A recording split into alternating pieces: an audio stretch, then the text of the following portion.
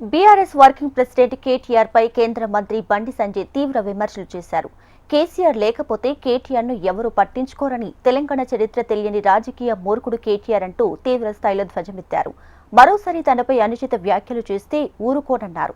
కేటీఆర్ చిట్టా తన దగ్గర ఉందని, మరోసారి వ్యాఖ్యలు చేస్తే కేటీఆర్ బండారం బయట పెడతానని బండి సంజయ్ వార్నింగ్ ఇచ్చారు. దాంతో పాటు కాళేశ్వరం కేసులో అయ్యనో ఇంకోనో రేవంత్ రెడ్డి గారు ఎందుకు అరెస్ట్ చేస్తలేరు? ఎంక్వైరీ పూర్తయినప్పుడు కూడా డ్రగ్స్ కేసులో నిన్ను గాని ఇక నీతో పాటు గ్యాంగ్ ఉంది కదా, మాఫియా గ్యాంగ్, వాళ్ళందరి మీద ఆరోపణలు వచ్చినాయని ఇదే రాష్ట్ర ముఖ్యమంత్రి గారు చెప్పినప్పుడు కూడా మీ మీద చట్టపరమైన చర్యలు ఎందుకు తీసుకుంటలేరు చెప్పాలి. ఫోన్ ట్యాపింగ్ కేసులో నిందితులు మొత్తము నీ పేరు మీ అయ్యే పేరు చెప్పినా కూడా మిమ్మల్ని ఎందుకు అరెస్ట్ చేస్తున్నారో ఫస్ట్ సంబంధించి రేవంత్ రెడ్డి గారు ఎందుకు అరెస్ట్ చేస్తారో చెప్పాలి. మీ బామర్ది ఫామ్ హౌస్ లో డ్రగ్స్ దొరికినాయి అన్నారు.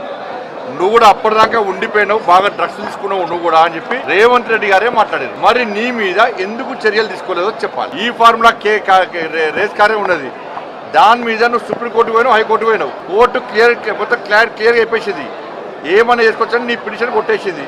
మరి నిన్ను ఎందుకు అరెస్ట్ చేస్తున్నాడు రేవంత్ రెడ్డి గారు చెప్పాలి. ఇప్పుడు కాంప్రమైజ్ ఎవరైతున్నారు? కేఆర్ బ్రదర్స్ ఎవరు? మీరిద్దరు. నీ దొంగ నాటకాలు బంద్ చేయి. నీ బతికేంది నువ్వేంది? ఏదో బిచ్చ బతుకునేది, అహంకారం పోలే నీకు. బిడ్డ నన్ను ఇంకొకసారి అంటే నీ బండారం అంతా నీ మొత్తం నీ చరిత్ర మొత్తం బయటపడతా, మొత్తం డాటా నగర్ నువ్వు సవాల్ చేయను.